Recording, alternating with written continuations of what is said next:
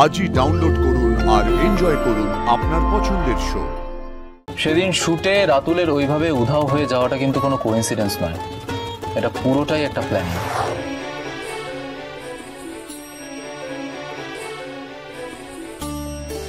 ছোট সাহেব, ব্যথা আগের থেকে কমেছে?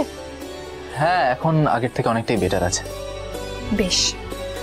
আচ্ছা শুনুন, আপনি কিন্তু আজকে একদম হাঁটাচলা করবেন না, ঠিক আছে? যদি ব্যথা করে তাহলে আমাকে জানাবে, আমি আসছি।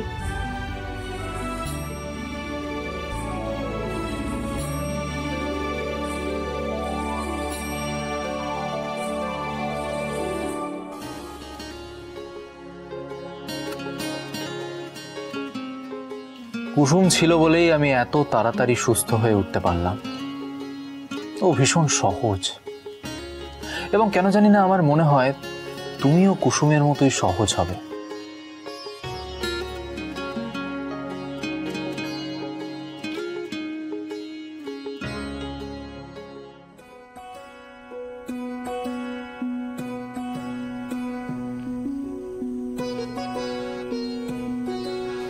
বাহ আয়ুষ,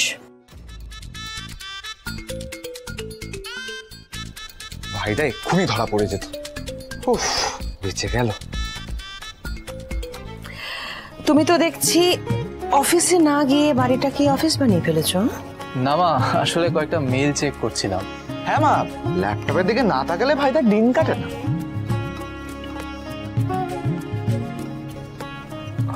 কাজ তো পরেও করতে পারতে আয়ুষ, এখন তোমার রেস্টের প্রয়োজন না? দেখি হাত পাতা।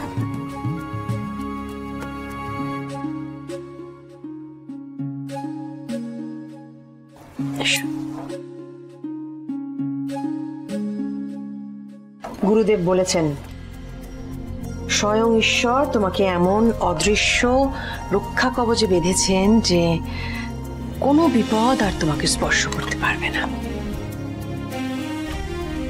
তুমি তো আমার রক্ষা কবচ মা, তুমি থাকতে আমার কিচ্ছু হবে না। আমি তোমার সুরক্ষা কবচ নই আয়ুষ, আমার পরিবার আর আমার ছেলেরা তোমাকে দরকার কুসুম। আমি আজ তোমার কাছে আমার ছেলে তাকে ভিক্ষা করছি কুসুম। মা, ও মা, হ্যাঁ কি ভাবছো এত? না, দেখি তোমার ডান হাতটা দাও তো, দাও। এটা গুরুদেব পাঠিয়েছেন, এবার তুমি তাড়াতাড়ি সুস্থ হয়ে উঠবে। নাও, রেস্ট নাও।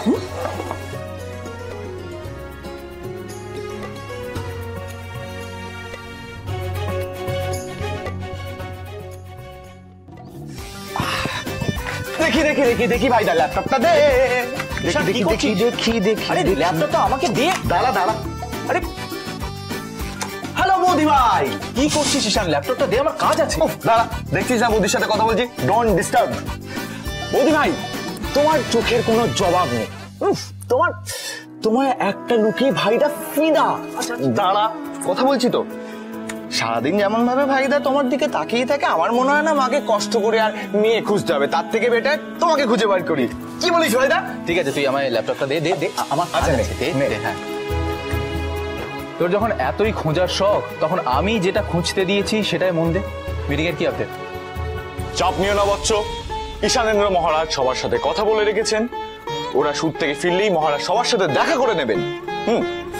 তো সব সময় ইয়ার কি না ঈশান, আই এম শিওর সেদিন শুটে রাতুলের ওইভাবে উধাও হয়ে যাওয়াটা কিন্তু কোনো কোইন্সিডেন্স নয়, এটা পুরোটাই একটা প্ল্যানিং। আর এই পুরো বিষয়টার পিছনে আসল মাথা যার, তাকে আমাদের খুঁজে বার করে মায়ের সামনে হাজির করতে হবে।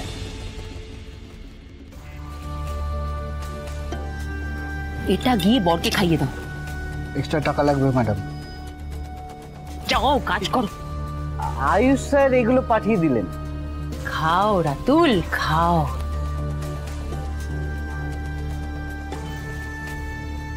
মাথাটা ঘুরছে কেন?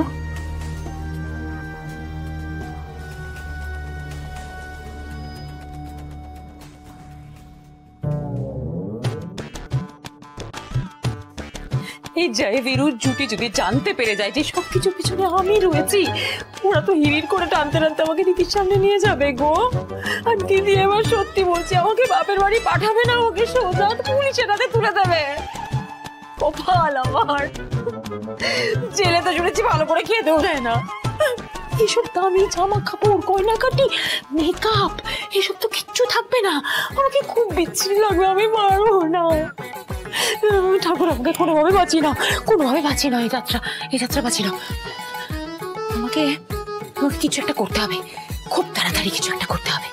হ্যাঁ, হ্যাঁ, ওই পারবে, আমি যাই। ঈশান, আমার কথাটা মন দিয়ে শোন। সেদিন শুটে যারা যারা ছিল তাদের প্রত্যেকের সাথে আমাদের পার্সোনালি কথা বলতে হবে। আমি সেটাই অ্যারেঞ্জ করছি ভাইদা। ওই ইনসিডেন্টের পিছনে আসল দোষী যে, তাকে যদি একবার খুঁজে বার করতে পারি তাহলেই প্রবলেম সলভ। আর তারপরে আমরা মাকে গিয়ে সমস্ত সত্যিটা বলতে পারবো। তারপর মা যে সিদ্ধান্ত নেবে সেটাই আমরা মাথা পেতে নেব। শেষ শেষ শেষ, আমরা দুজনে শেষ। আমাদের সব শেষ হয়ে গেল দেবরি না, আমাদের বাঁচার রাস্তা নেই, আমরা দুজনেই শেষ। মানে ঈশান আর আয়ুষ মিলে ও সেদিন শুটে থাকা প্রোডাকশন হাউসে সবাইকে ডেকে পাঠিয়েছে জিজ্ঞাসাবাদ করবে। ওই ওয়েটারটাকে তো ডাকবে, ও যদি বলে দেয় যে আমরা কুসুমের জুসটায় ওষুধ মিশিয়েছিলাম, তারপরে কুসুমকে সেই জুসটা খাওয়াতে না পেরে রাতুলকে খাইয়েছি, অজ্ঞান করে ভেন্যু থেকে গায়েব করেছি, আমরা দুজনে শেষ। ঈশান আর আয়ুষ নিজেদেরকে কি ভাবছে? হ্যাঁ গোয়েন্দা, এই জন্য আমি তোমাকে বলেছিলাম দিদিকে সবটা বলে দাও তক্ষুনি। দিদি যদি জেনে যেত তাহলে এতদিনে আয়ুষ শাস্তি পেত, কুসুমকে দিদি ঘাড় ধাক্কা দিয়ে বাড়ি থেকে বের করে দিত। তা না, তুমি কি করলে? তুমি বলে ঠিক সময়ের জন্য অপেক্ষা করো আন্টি। না, সময় এসেছে এখন, আমাদের শ্রী ঘরে যাওয়ার সময় এসেছে। আন্টি তুমি চুপ করো, তুমি জানো না তোমার মুখটা খারাপ, সেই সঙ্গে আমাদের সময়টাও খারাপ, সেটা তুমি বোঝো? আরে বাবা আমি জানি, আমি বুঝতে পারছি যে আমরাই এই কথাটাকে বেশি দিন ধরে চেপে রেখে নিজেরাই সুযোগটা করে দিয়েছি ঈশান আর আয়ুষের জন্য। এখন কি করে বাঁচবো আমরা সেটা ভেবেছো? হ্যাঁ, তোমার হবু স্বামী সে তো সেই প্রোডাকশন হাউসের লোকজনকে ডেকে পাঠিয়েছে অফিসে, মিটিং করবে, জিজ্ঞাসাবাদ করবে, সব ফাঁস হয়ে যাবে। দেবরিনা আমাকে বাঁচাও প্লিজ, আমাকে বাঁচাও। আন্টি তুমি শান্ত হও, আমাকে একটু ভাবতে দাও প্লিজ। না না না না, শান্ত ভাবে আর থাকতে পারছি না, তুমি প্লিজ আমাকে বাঁচাও, কিছু একটা করে। শোনো দেবরিনা, ও দেবরিনা, আমরা দুজনে জেলে গেলে কিন্তু খুব খারাপ হবে বিষয়টা। ওদের ওখানে খেতে দেয় না, কিচ্ছু করতে দেয় না। তুই দিদি দিদি দিদি আমাদের কাউকে বাঁচতে দেবে না, বিশ্বাস করো দিদি, আমাদের শেষ করে দেবে। আন্টি তুমি চুপ করো, আমাকে ভাবতে দাও প্লিজ, আমাকে ভাবতে দাও। তুমি এক কাজ করো, তুমি যাও, তুমি না গেলে আমি ভাবতে পারবো না। আন্টি তুমি আমাকে প্রমিস করো তুমি আমার জন্য ভাববে। তুমি প্রমিস করছি, আমি করতে যাও, তুমি যাও। আমি কিন্তু একা জেলে যাবো না বলে দিচ্ছি, আমি যাবো না।